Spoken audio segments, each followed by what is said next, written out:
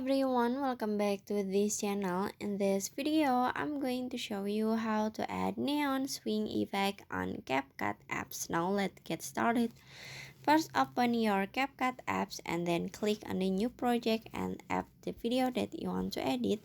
And after this, after you add the video that you want to edit or the photo, so you just click on the effect at the bottom, then click on the video effect.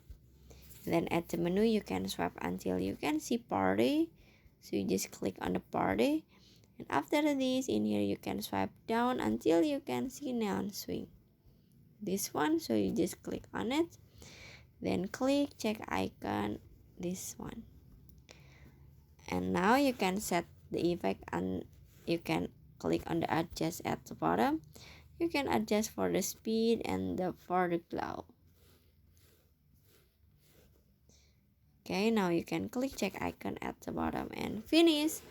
So that's how to add neon swing effect on CapCut apps. I hope you found this video to be helpful. If you enjoyed the content, please consider like, comment, and subscribe down below. Bye bye.